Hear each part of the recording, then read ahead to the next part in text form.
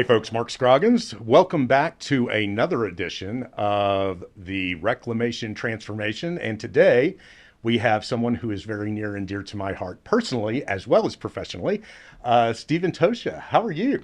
I'm good. Good. Well, thank you for joining us.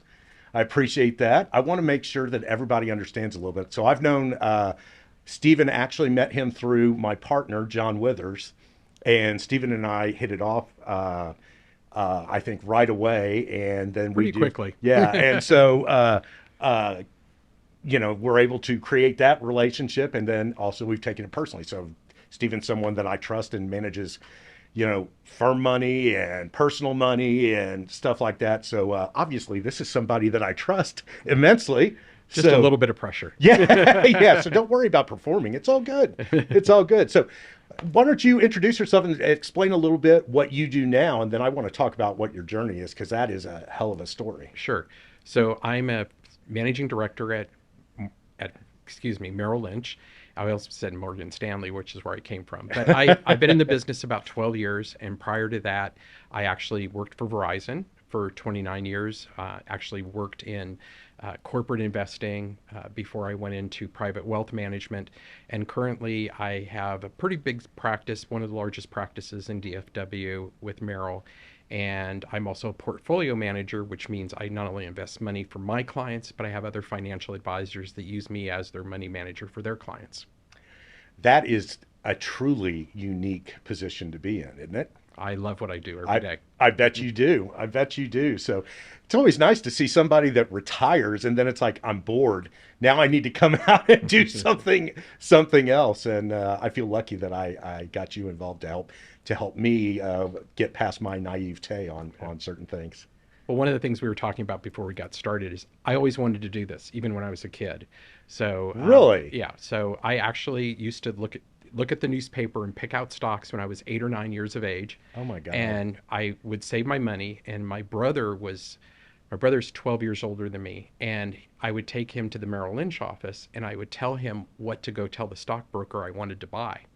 And he would come out and he said, the stockbroker said, no, that's not a good buy. And I said, well, you tell him the PE ratio is this, the target price is this, and the Sharp ratio is this, and tell him just to execute the order. And I was 8 years old. Oh my God. So I got to ask, how did the investments turn out? They turned out pretty good because they paid for college. Holy crap.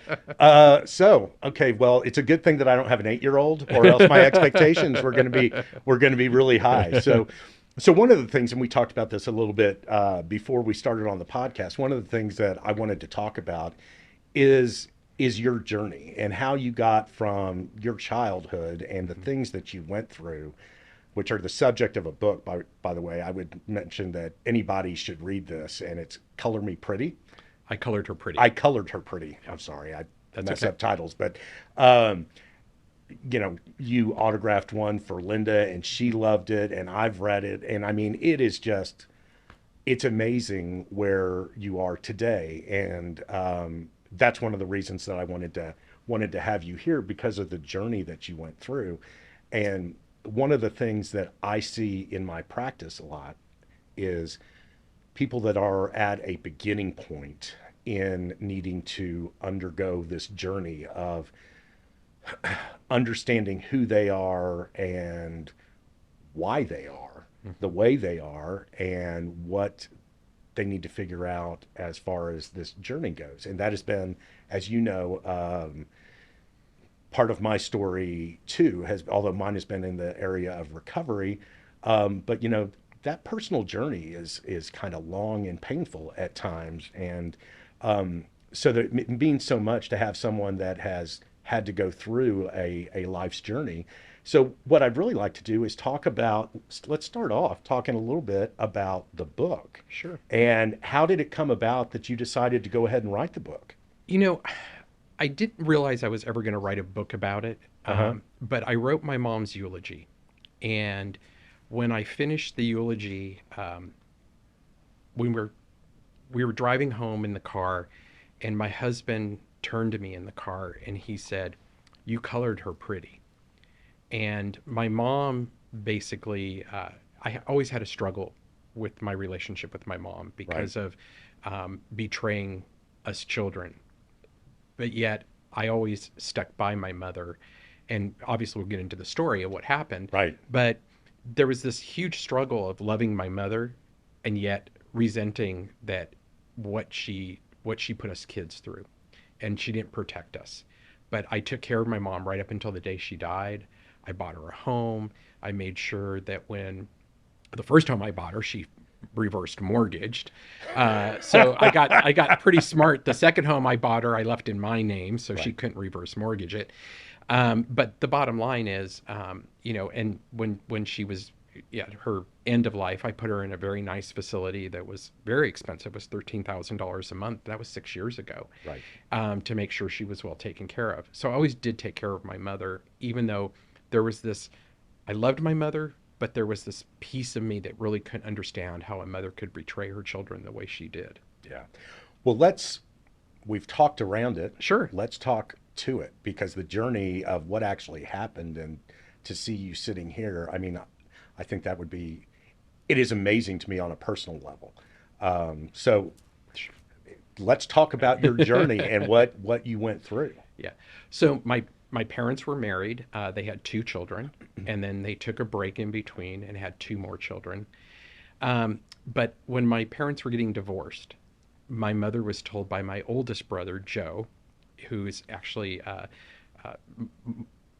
well, I changed the names in the book. But anyway, my oldest brother ended up telling my mother that my father had molested him. And my mother was going through the court battle and the custody battle. And so what my mother ended up doing is she used that against my father to gain custody. But in the custody settlement, my father still got rights to see us every weekend. And so Including Joe? well, the older two kids, by the time they were 13, they didn't have to go see my father. So Okay. the older two kids did not go to see my father after the divorce. But every weekend, my mother sent my brother and I into his home, knowing he was a child molester. But she never asked us if he was harming us. But yet she knew he had with the older two children. So my mother was still young. She was attractive. She was 32 at the time. And frankly, she really wanted some private time. So I think it was a conscious choice of not asking because she didn't want to know. Oh And my yes, gosh. my dad was molesting us kids.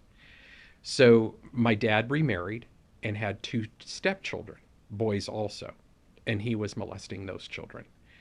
So when I was 11, I ended up having a nervous breakdown, which is obviously in the book. Yeah. And what came out of that was that I just couldn't deal with it anymore. Right. And the way at the time, the way of dealing with me was to drug me and to keep me sedated for quite a while. And at some point, I just said, I'm not doing this anymore. I ended up emancipating myself. I ended up moving out of the house when I was 17. And when I was 18, I realized by looking around at my brothers that I needed to get therapy. And so, really, the story is not about empathy or sympathy. It's about how therapy helped me become who I am today. Right.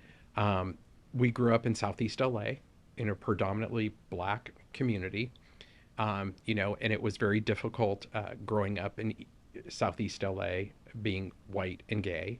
But I think that forever changed who I am because I can relate to all different facets of people. It's made me who I am. And I'm grateful for that part of my life. Right. I'm also grateful for the experience of realizing at 18 I needed therapy. So I actually sought out a therapist. Her name is Lynn Brooks. She's no longer alive. And I got into therapy to work through the family trauma.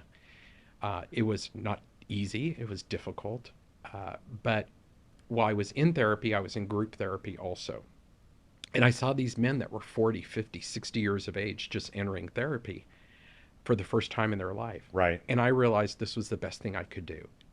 It's amazing to me that you did that. One, because of the age, but also, I mean, it just, at that time, it was not something that you didn't have a lot of people doing it, period. But you didn't have a lot of men doing it Right. at all. Right.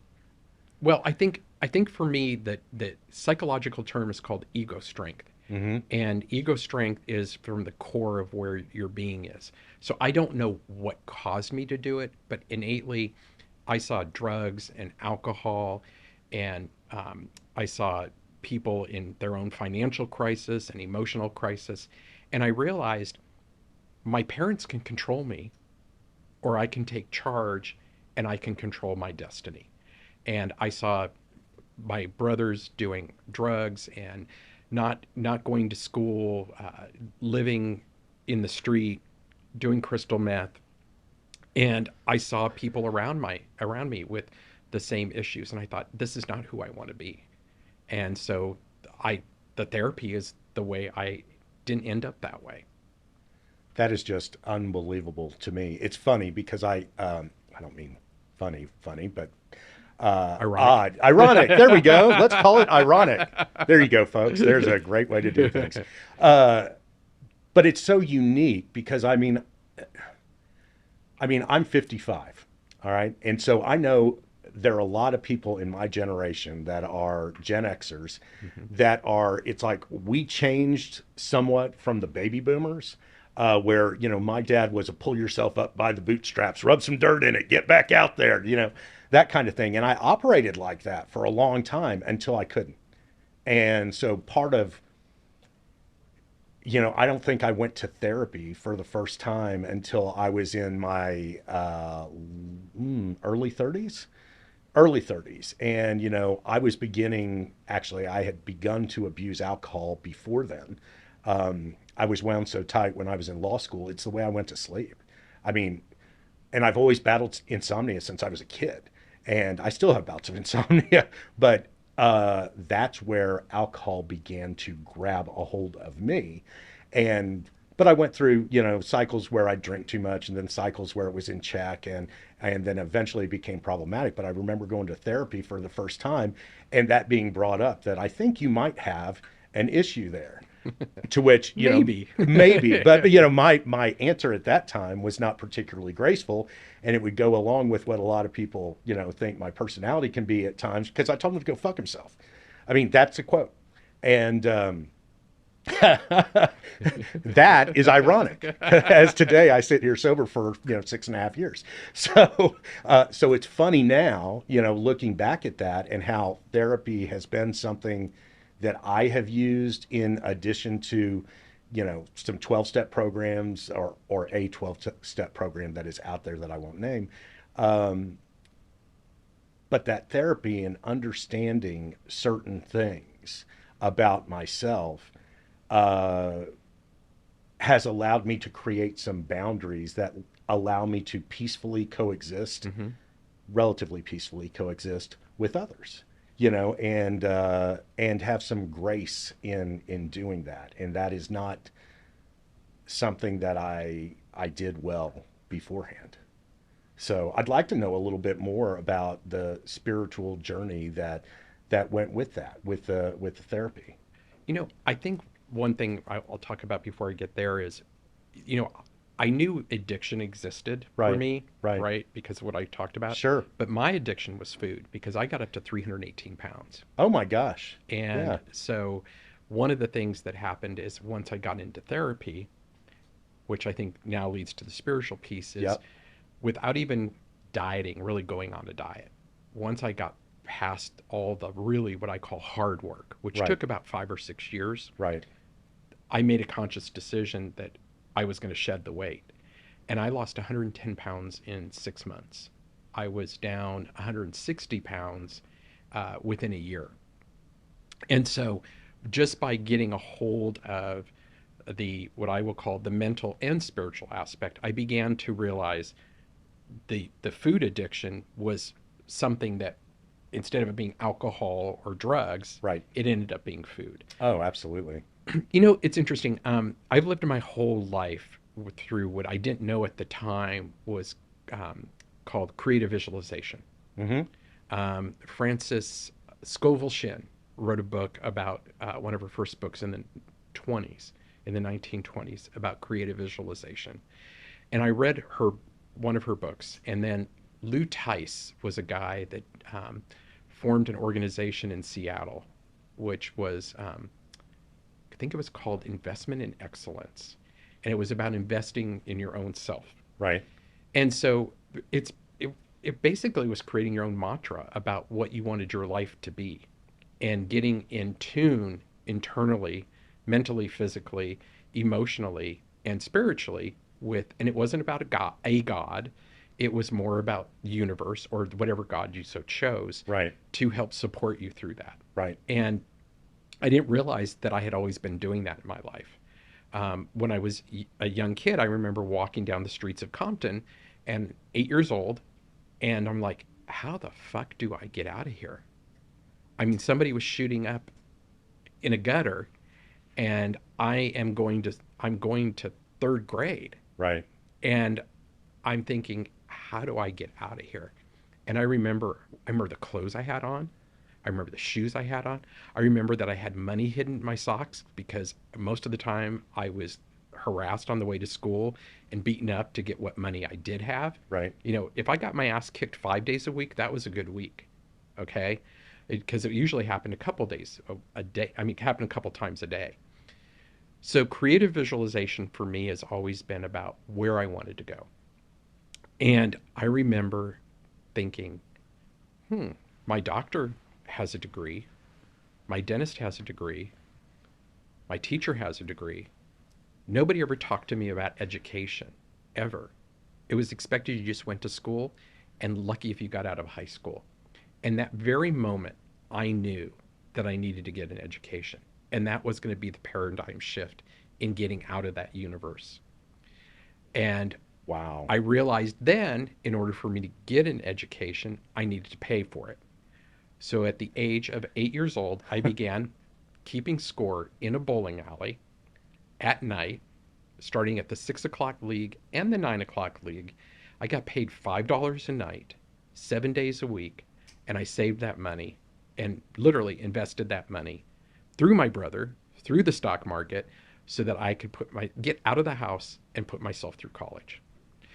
But I think that all sort of came with this whole shift about one of my escapes would be to walk along the beach for hours at a time. And I used to look at the homes on the beach and say, one day I'm going to live there. One day I'm going to have an oceanfront property. One day I'm going to have a husband, not a wife. I'm going to have dogs, and because couldn't imagine ever having kids then. But the bottom line is, I began to visualize what my life was going to be. And I think that that has been my spiritual journey, is creative visualization. One of the reasons I think I've achieved what I've achieved is I keep raising the bar and mentally imprinting it and praying about it and thinking about it and visualizing it to the point where, I hate to say it, but taste it, smell it, breathe it. Right. And I believe that that has been my spiritual journey, because I really am not religious, but I am a very spiritual person. Right. And I believe that that is what has really helped me achieve the next level. Right. And I do that in my career now. You know, my business is a very competitive business, Right. but I don't compete with my cohorts at work. Right. I compete with Tosha. Right. How do I raise the bar? How do I get to the next level? Right. How do I get access to, you know, that next rapper or that next sports player? Or how do I get a politician, you know, as a client? I visualize it. I start creatively figuring out how to get there. But if I put my mind to it, I'm going to at least try. Right.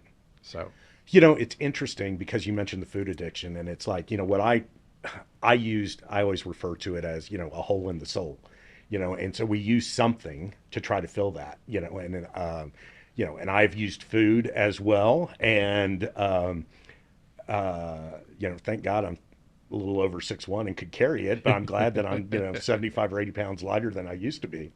Um,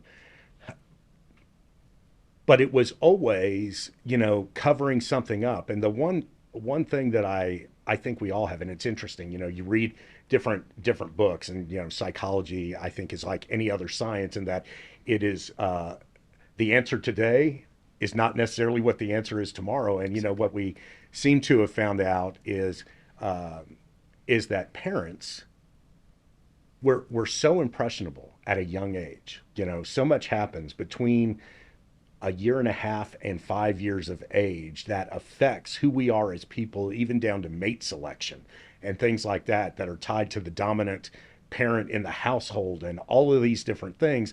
And that even the best parents that are out there still create issues within their children where it is completely unintentional.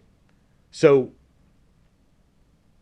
I can't even fathom the ones where it's like, I grew up, I had a very privileged upbringing. I grew up here in Dallas for the most part, upper middle class, went to Richardson High School, went to the University of Texas undergrad, was really lucky in a lot of things, but I always had something inside of me that was, I could believe the negative, but I had a hard time believing the positive. And one of the things that I think that stems from is I was a fat little kid growing up. And so I will, much like what you talked about at 8 years old, I remember being 9 years old and is that nine? Or I was 11. Anyway, right around there. There used to be a Chinese restaurant up in what was, God, I think it was called Pepper Village, that was basically at the corner of Preston and Beltline. And there was this Chinese restaurant called August Moon. And I remember being there and eating with my parents, and I had gotten up to go to the bathroom, and I remember walking past a table, and I heard these adults say, "God, he's a fat little kid." Hmm. And I remember that's all I heard. Okay, and that is that had a huge impact on me, and that went along with the fat shaming that I got at school and all this. And at 9 or 10, I'm not, you know, drinking, and then all of a sudden a lot of that went away as I hit 15 years of age, and I dropped, I grew 6 inches and dropped 40 pounds one summer after I'd already lost 30. So all of a sudden it was like, You're a stud. it was a whole new me. And I discovered, girls that were actually paying me the time of day, and so it was a different thing. So it disappeared, but that insecurity had been cemented in me. And so it just kind of transferred to whatever was going on. So it's like, it is still easy for me today to not believe the personal accolades or professional accolades or things of that sort, and think, people just don't really understand what a piece of shit I am. Now, luckily, that is pretty much, I can keep that at abeyance, but that is all contingent upon my spiritual condition today. If I'm not in a good spiritual place, it's easy for me to revert back to that. And then when I revert back to that and kind of am feeling that way about myself, what comes out is I'm an asshole to everybody around me, and so I'm trying to avoid that. And it's funny today because I know for me, there's certain things that I need to do to make sure that, I'm in the best spiritual place I can be at. And it involves a number of different things that aren't really important here. But one of them is therapy. Because I still go and see a therapist on about a quarterly basis to do what I call my mental health checkup. And if I'm Hmm. going through stuff that is difficult or just having a hard time putting things in the proper box, then I might pick that up a little bit more. But it's all about that hole in the soul. And so it sounds to me like I don't recall hearing that the visualization that you were the creative visualization, but I remember that incident when I was that age, and I know the impact that it had. And so it's interesting to put a name to it, and hear that is something else that someone used, and where it was a motivating factor to then visualize what you want the future to be like. Absolutely. I mean, therapy, I haven't gone back to therapy probably for 5 or 6 years, but every once in a while I would do sort of the same thing, a check-in, but therapy, if I need it again, I'm all about having to go do it. And that's something that I think it's interesting. I joke with people because my law license says attorney and counselor at law, right? Spelled, little different than it is in other situations. But I'm a believer, especially with doing family law, Hmm. that I will say I'm earning the counselor piece of my license today because it is such an emotional upheaval. It's Right. one of the five worst things that somebody can go through when they're going Absolutely. through a divorce. It's like death or loss of a job or, Hmm. all of these different things. And so being able to have some empathy for Right. someone and being able to share, look, I can help you achieve your goal Hmm. if you're willing to do these relatively simple things, but it involves trust Right. and following what feels abnormal, and I can equate that with the journey that I've had to go on spiritually to be able to go through a life transformation for me, and it sounds like that has been very similar to what you have had to go through as well. Absolutely. I mean, my life is amazing. I look at it and it's more than I ever had hoped it would be. And I'm not talking materially, I'm talking spiritually, emotionally. The relationship. I've been married to my husband, if I get this right, 12 years. We've been together 14.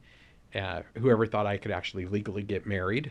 So that was a nice thing. But Absolutely. I don't think I would have this relationship if I hadn't done the work. Right. And if I hadn't been on a spiritual journey on my own every day. And like you, if I lose track of centering myself, Right. it can get when I don't like to use the word ugly, but you sort of get out of kilter. And Yes. that doesn't feel good. No. So it's better to, my day, I get up at 4 in the morning. We already talked about coffee. Right. I drink a gallon of coffee. I walk the dogs. I work out. I'm in the office by 6 or 6:30. It's sort of a slow roll of me being with me Right. before I have to start taking care of everybody else. Right. Because when you have to, not have to, I shouldn't use the word have to, but when you're responsible for people's financial security, it's a very stressful position to be in. But because I align self first and take care of me, and I do try to put some boundaries on it, my clients will tell you that I'm very accessible.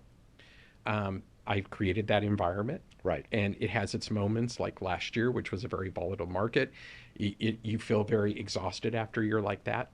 But if I'm not taking care of me or aligning myself, then you can kind of just get out of whack. Yeah. It's interesting because one of the big things that I find is incredibly necessary along the lines of what you're talking about is being able to set those boundaries, right? And it seems like societally we get a double uh, we get a double-edged sword along with that. We're in the age of social media, which is a bunch of look at me, look at me, look at me, look at me, and here's just a snapshot of. I was talking to somebody in a previous podcast about it's me swinging on this beautiful swing in Bali over the water, and it's like, but that's a snapshot. How the hell did the person get there to be able to do that? And they might be a miserable SOB in real life. You don't have any idea who that person is or what makes them tick or if they're happy, Right. and uh, so I find the duality of it difficult at times because society and for me it has taken getting comfortable with saying, well, society's out of kilter and they don't, that's great if that works for you, but what works for me is X, and so because there's that look at me, look how great everything is, and then you get other people that it's like you want instant gratification, right? Well, I want to be on that swing in Bali.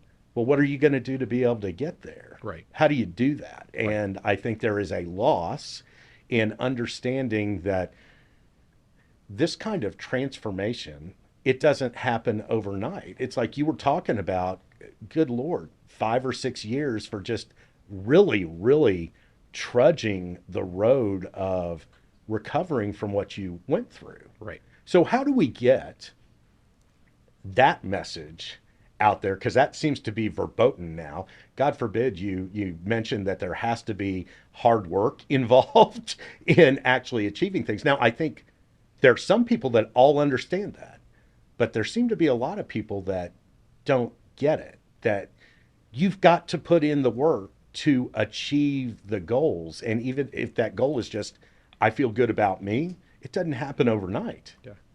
You know, it's so interesting you bring this up because I have a new associate. His name's Eric Herman, and he's fairly young. He's in his early 30s, and he wanted to join the Tosha group at Merrill with me. And we sat and talked, and we've been working together. And he said something at an event that my husband was at. He said, your husband really doesn't do anything different than most of the advisors do. He said the difference is he works his ass off. The difference is he's connected 16 hours a day. He's in the office at 6 in the morning. He's still responding to clients at 8, 9 o'clock at night. He isn't doing anything different. It's just that he's working harder. And he's absolutely right. And he dreads that he even said that because I keep bringing it up, but he's right. I'm not, am I good at what I do? I think I'm good at it, but I don't think that I'm better than other people necessarily. It's the commitment doing the work. But it was the commitment of wanting to get out of that neighborhood. It was the commitment on wanting to get educated.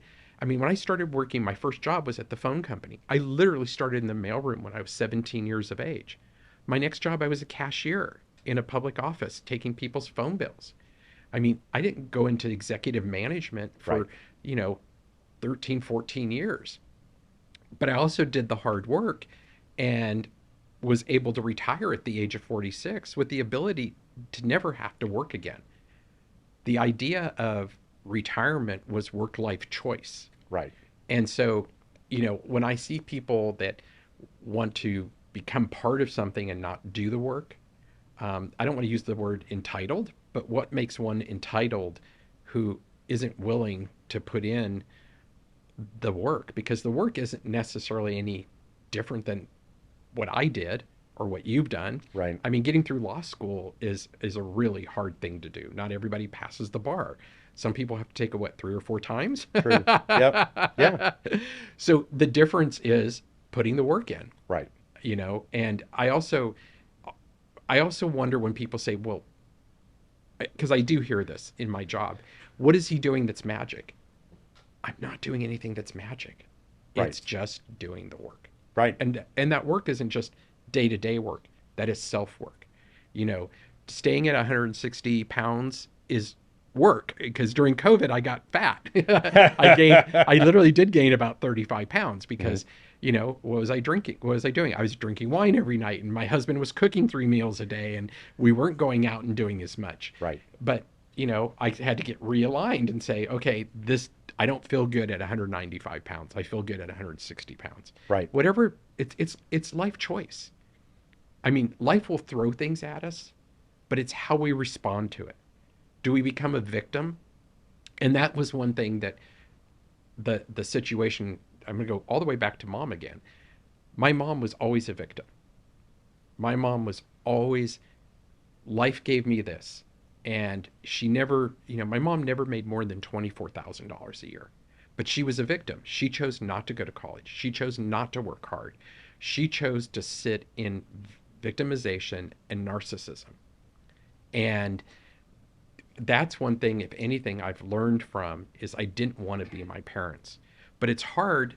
I have to check narcissism at the door every day. Yep. Because when you grow up with 2 narcissists, it's really hard not to be one. I know that sounds really weird, but I always have to check that. Yep. So when something happens, I'm always like trying to keep myself in check. Yep. And sometimes it's not easy. But I didn't want to be who they were.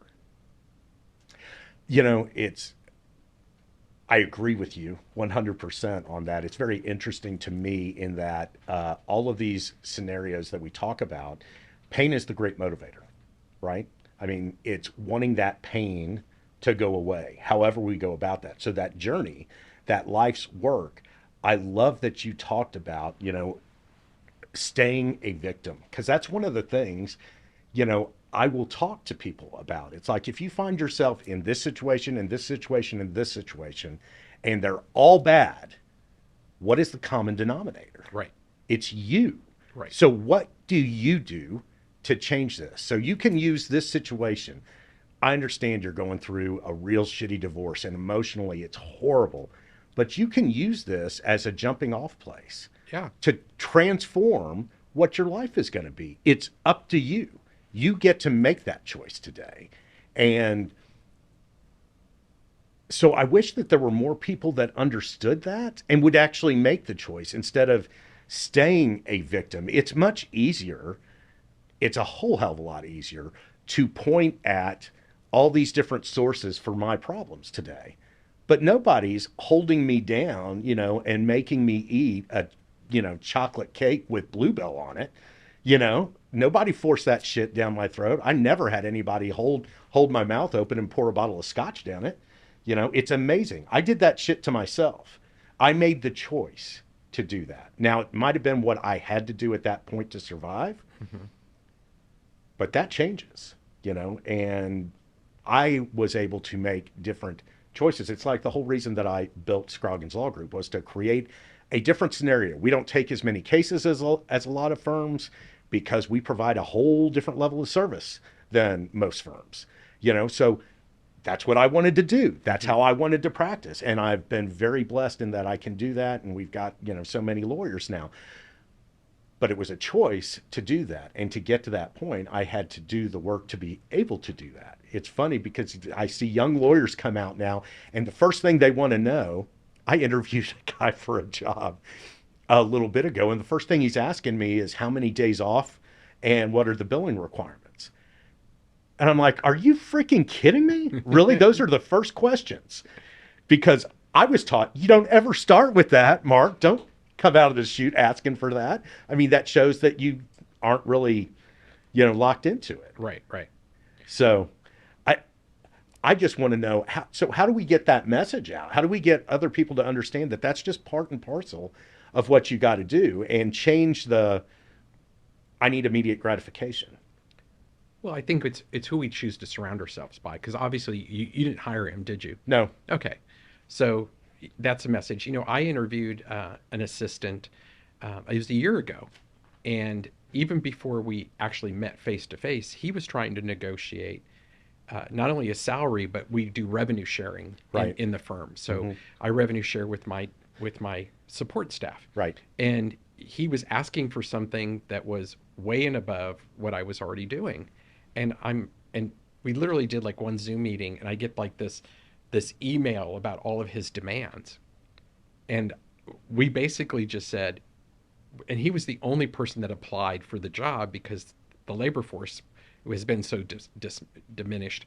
And I just said, you know what? I don't care if he's the only person or not. I'm not going to be held hostage before he even starts working for us. I think we just have to be an example, and we have to communicate, and we surround ourselves by saying no. And we need people to fail on their own and not Can you go into that just a little bit? Because I've heard that and I'm a believer in that, but I'd love for you to explain that to the folks that are out there listening to this. Well, we can't rescue somebody. I remember I was in a meeting. I was a new vice president at Verizon, and I was in a meeting, and I actually presented to the board of directors. And I walked out of the room. I was 28 years old, and I walked out of the room. They ate my lunch. I mean, it was awful. It was the most awful experience I ever had. And I remember I looked at my boss at the time. His name was Craig Stevens. And I said, I can't believe they treated a kid that way. And he looked at me and he said, you have the title of vice president. You're making a couple $100,000 a year. People would give their right arm to have your job. You are no longer a kid.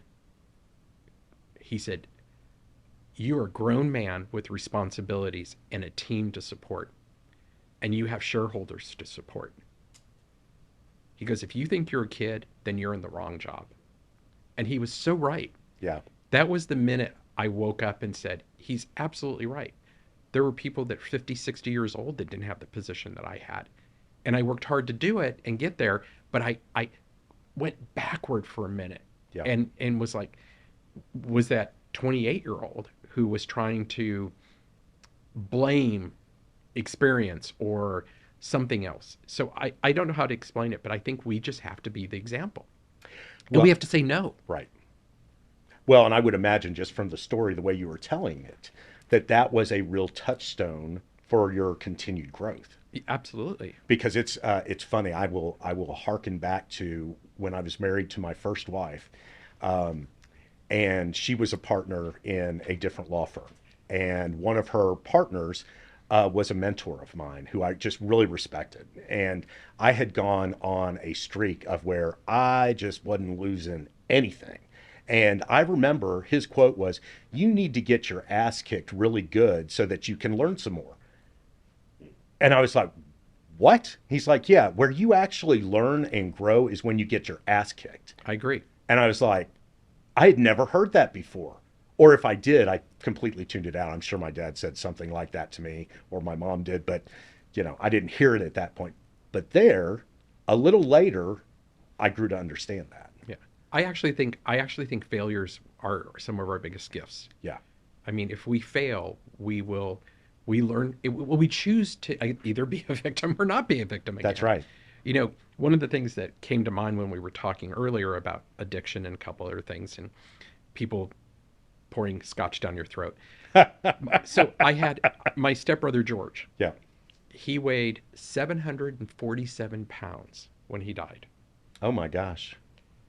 When they took him out of the house after he committed suicide, they had to cut the window out of the living room, the window frame out of the living room to literally get his body out.